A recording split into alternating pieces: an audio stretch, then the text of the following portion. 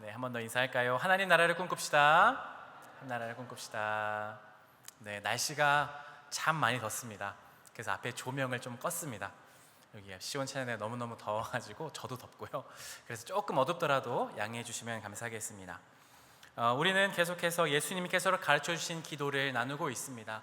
그래서 오늘은 7번째 시간이고요. 다음 주 8번째로 이제 예수님이 가르쳐 주신 기도를 마무리하게 됩니다.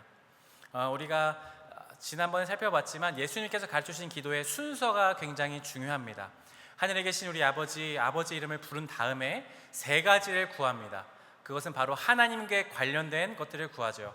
처음에 아버지의 이름이 거룩 높아지시기를, 그리고 아버지의 뜻이 이 땅에서 이루어지기를, 그리고 우리에게 일용할 양식 주시기를 기도했습니다. 그 다음에 우리가 무엇을 구했나요? 죄송합니다. 제가 잘못 말했죠. 우리에게 일용 양식 주신 것 우리를 위한 간구고요. 그 다음에 우리에게 잘못한 사람을 용서해 준 것 같이 우리 죄를 용서해 달라고 구했습니다. 그리고 오늘이 바로 마지막 우리를 위한 3번째 간구, 바로 우리를 시험에 들게 하지 마시고 악에서 구해달라는 기도입니다. 이렇게 지금처럼 날씨가 더워지면 영화관에서는 어김없이 포스터만 봐도 무서운 공포 영화들이 질비하게 개봉합니다. 무서운 영화 보면 실제로 저희가 이렇게 공포를 느끼는 순간 혈관이 쪼그라들어서 이렇게 잠깐 추워지는 느낌이 든다고 하더라고요. 여러분들은 공포 영화를 좋아하시나요? 즐겨 보시는 분들이 계시나요? 저는 공포 영화를 진짜 잘 안 봅니다. 왜냐하면 진짜 무섭거든요. 그냥 그 공포 영화가 주는 그 분위기랑 그게 너무너무 무서운 거예요. 제가 가장 최근에 본 공포 영화가 뭐냐면, 여러분 아실지 모르겠는데 주온이라고 아시나요? 일본 영화인데요, 진짜 무섭습니다.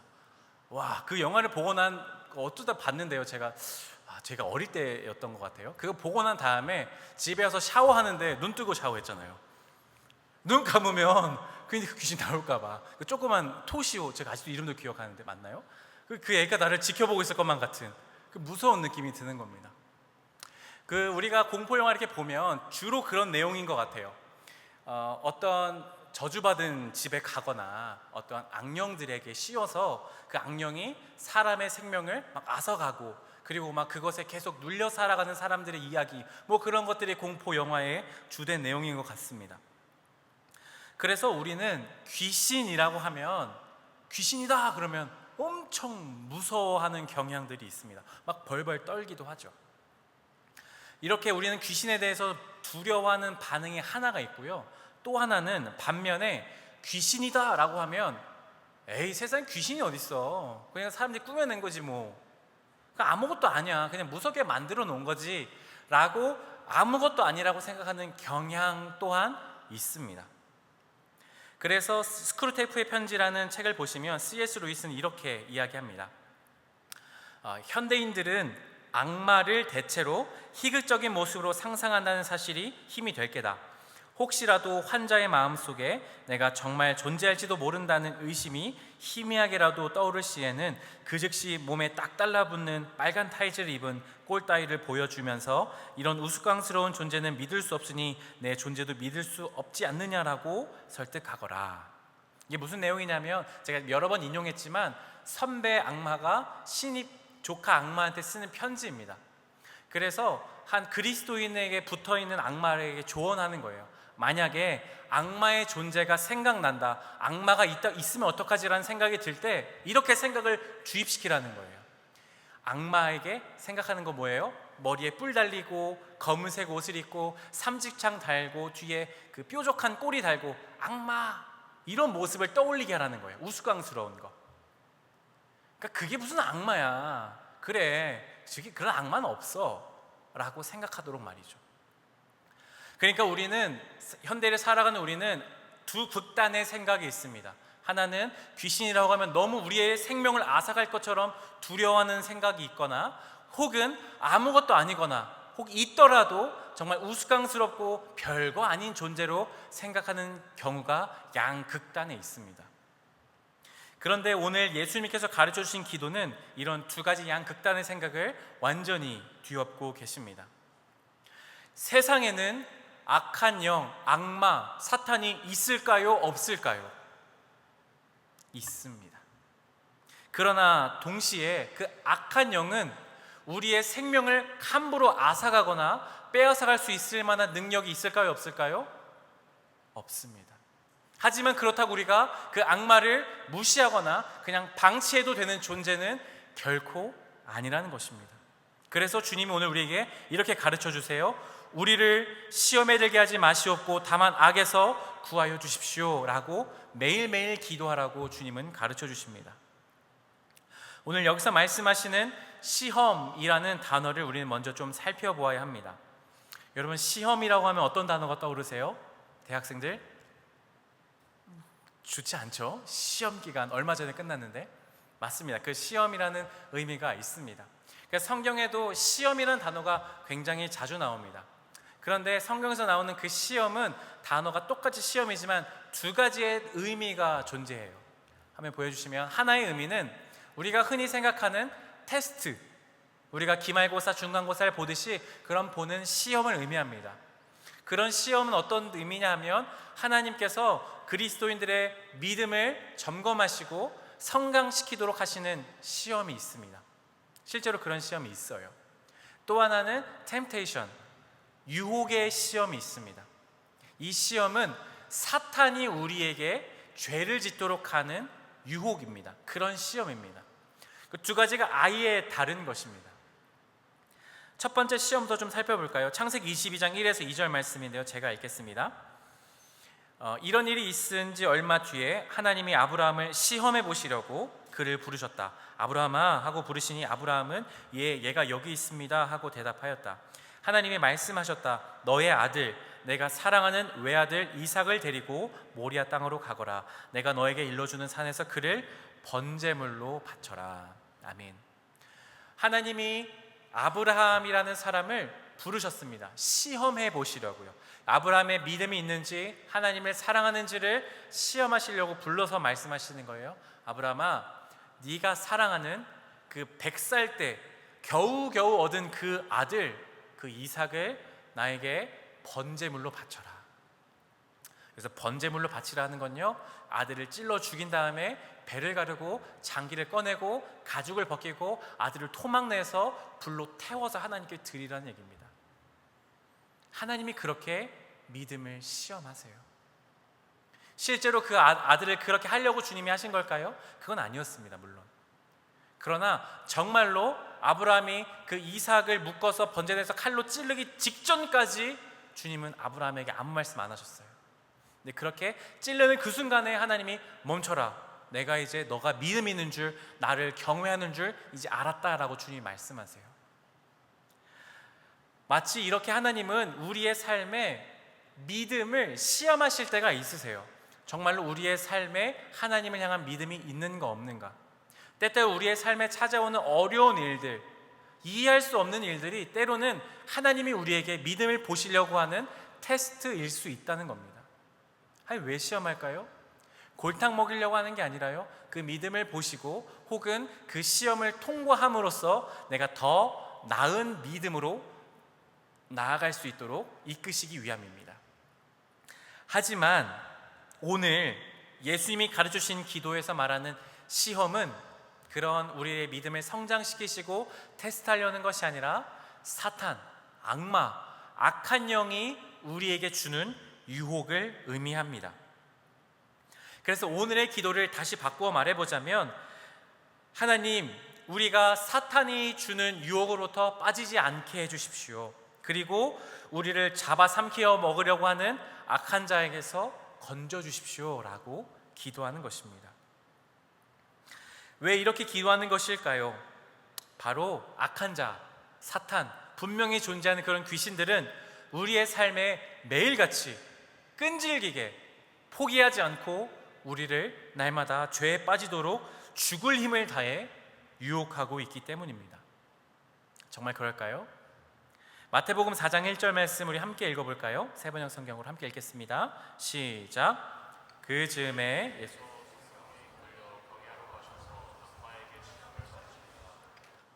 아멘. 사탄, 악한 영은 예수님을 시험할 수 있을까요? 없을까요? 있을까요? 예수님을요, 감히? 예, 오늘 말씀해 보니까 악마에게 시험을 받으셨답니다. 하나님의 아들이신 예수님조차도 이 땅에 사람의 몸을 입고 오시자 악마는요 예수님을 유혹해요. 죄에 빠지도록.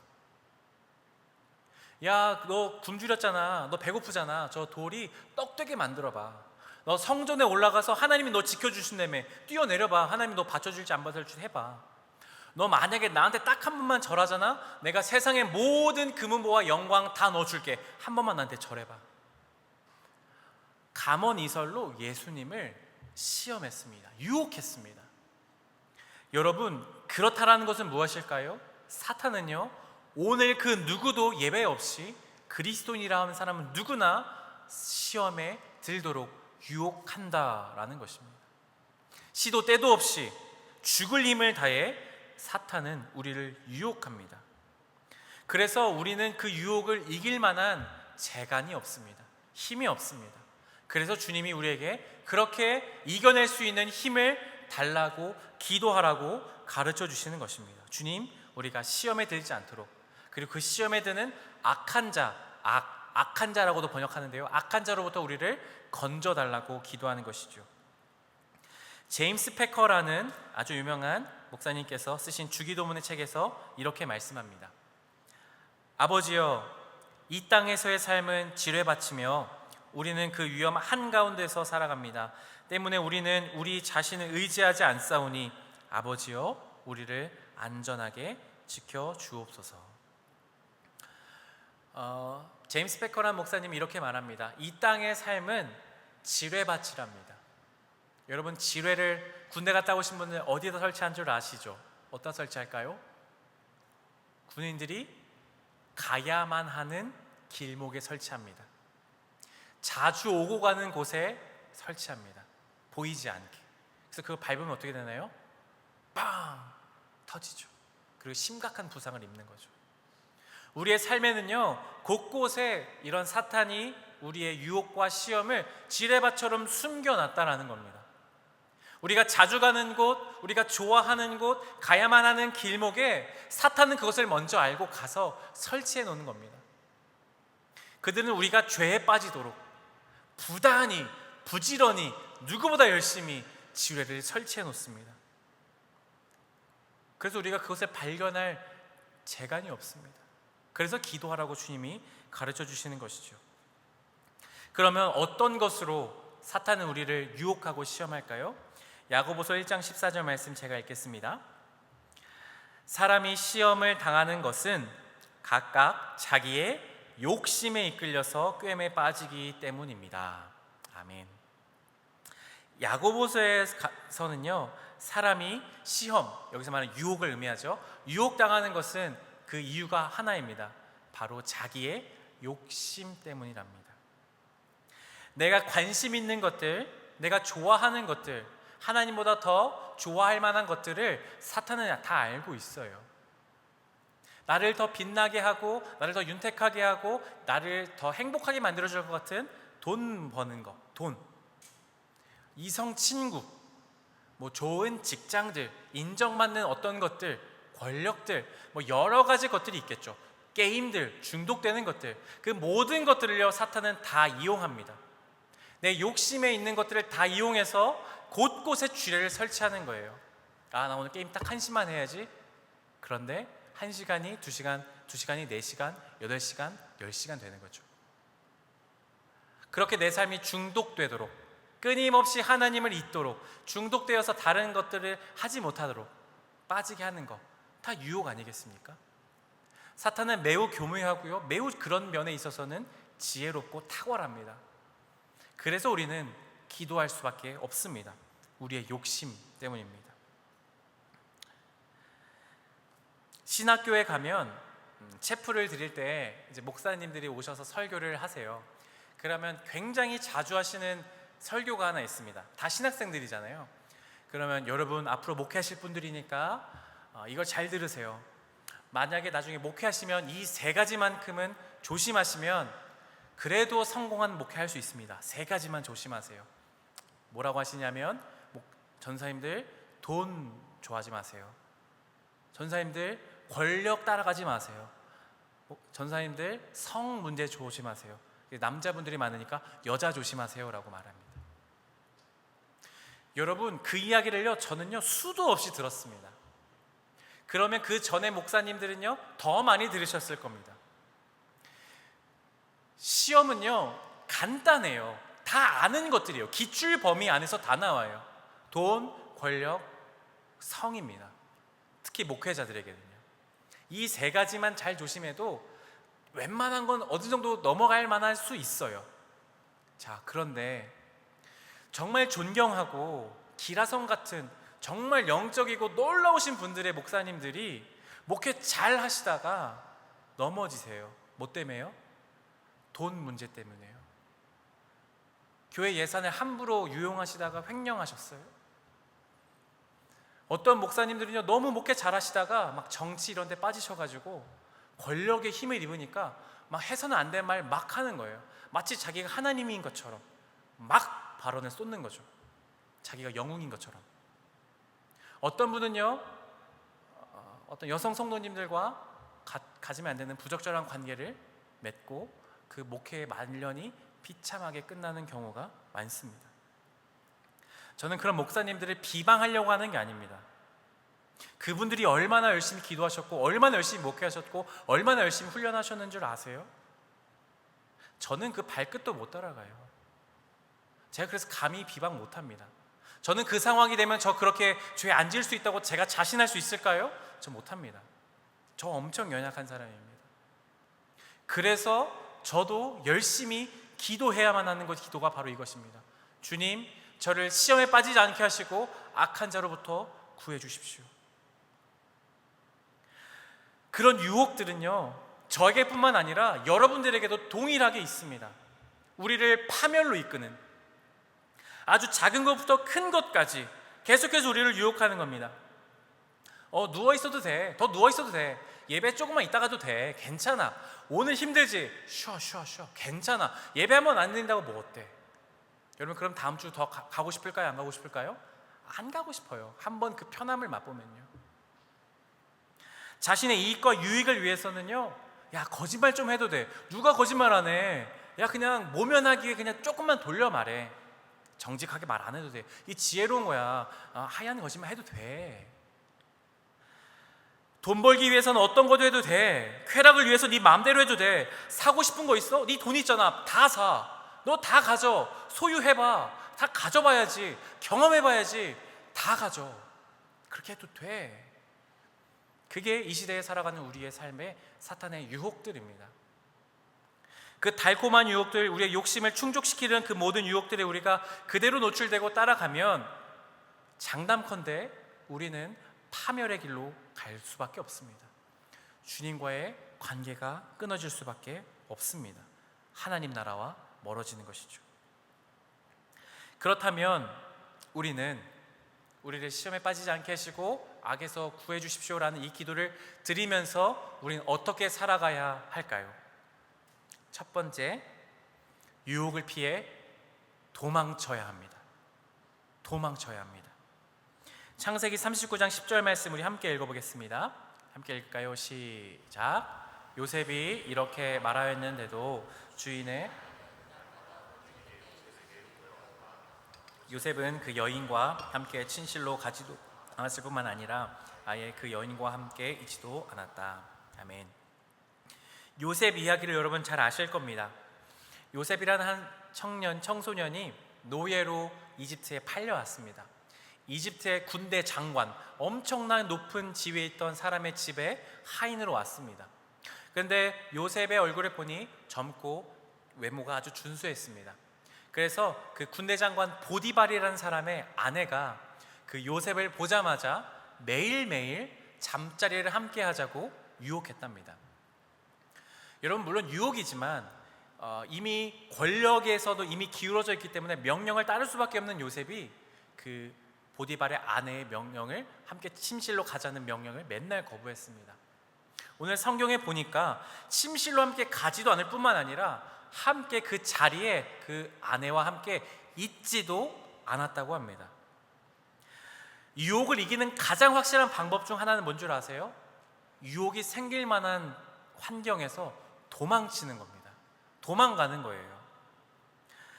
죄의 상황과 환경, 그 유혹을 받을 만한 환경을 거절하고 도망쳐야 돼요. 내가 게임에 빠져서 10시간, 20시간씩만 하고 시간을 낭비하고 있다면, 그런 것들이 너무 재미있다면 PC방에 가면 될까요? 안 될까요? 그런 절제가 안 된다면 PC방에 애초에 가지 않는 거예요. 집안에 있는 컴퓨터를요, 램을 다 뽑아버리세요. 게임이 안 돌아가게. 피하는 거예요. 왜 그렇게까지 하냐고요? 죄를 피해야 되니까요. 여러분, 내가 막 뭔가를 자꾸 구매하고 싶고 막 쇼핑에 중독되세요? 돈을요, 어떤 적금 통장에, 뺄 수 없는 통장에 그냥 다 받자마자 넣어버리세요. 돈 아예 쓸 수가 없게. 유혹을 이기는 가장 확실한 방법 중 하나는 도망가는 겁니다. 유혹을 이길 자신이 없으면요, 그런 환경을 만들지 마세요. 여러분, 우리가 클럽을 가거나 하면 갈 수 있죠. 클럽 가서 근데 우리가 전도하고 거기서 막 복음을 전할까요? 그러지 않겠죠. 가서 재밌게 즐기겠죠. 하지만 그런 환경을 만들지 않은 것이 가장 좋습니다. 그래서 셀 모임에 가세요. 셀 모임에 가면 죄를 지을 만한 상황이 안 생기잖아요. 예배 끝나고 그냥 집에 가면 죄를 지을 상황들이 더 많이 생기죠. 그것처럼 우리는 유혹을 이길 만한 힘이 없기 때문에 이런 기도를 드리면서 우리는 죄의 상황 환경에서 멀리 도망쳐야만 합니다. 두 번째 유혹을 이기는 방법은 사탄을 대적하는 겁니다. 대적하십시오. 도망치는 방법이 있는 반면에 대적하는 방법이 있습니다. 야고보서 4장 7절 말씀을 제가 읽겠습니다. 그런즉 너희는 하나님께 복종할지어다. 마귀를 대적하라. 그리하면 너희를 피하리라. 아멘. 두 번째 유혹을 이기는 방법은 우리는 사탄과 맞서 싸우는 방법이 있습니다. 유혹에 대하여 소극적으로 우리는 날마다 도망갈 수만은 없죠. 그것이 가장 확실한 방법이긴 하지만 그런 상황이 아니더라도 때로 우리에게 유혹이 종종 자주 찾아옵니다. 그때마다 우리는 싸워야 합니다. 대적하라는 말은 싸우는 것, 전투를 의미합니다. 저항하는 것을 의미합니다. 어떻게 저항할까요? 하나님께 이 기도를 다시 즉시 드리는 것이죠. 주님, 저에게 이런 모든 유혹들이 떠나가게 해주십시오. 제가 죄에 빠지지 않도록 도와주십시오. 우리가 싸울 수 있는 영적인 기도를 주님께 드리는 것입니다. 아니면 말씀으로 다시 그것들을 물리쳐내는 것입니다. 여러분, 전투는 그냥 하는 것일까요? 군대 갔다 오신 분들 싸움터, 전쟁터 나갈 때, 훈련소 갈 때 그냥 군복 하나 입고 그냥 싸우라고 합니까? 아니죠. 제대로 하면 어떻게 됩니까? 탄띠도 매야 되고요, 방탄조끼도 매야 되고요, 철모도 써야 됩니다. 든든한 총도 해야 되고요, 탄창도 챙겨야 됩니다. 물 마실 생수도 가지고 다녀야 됩니다. 여러 가지 무장을 해야 됩니다. 어떻게 대적할 수 있을까요? 유혹으로부터 말씀과 기도로 무장해서 싸우는 겁니다.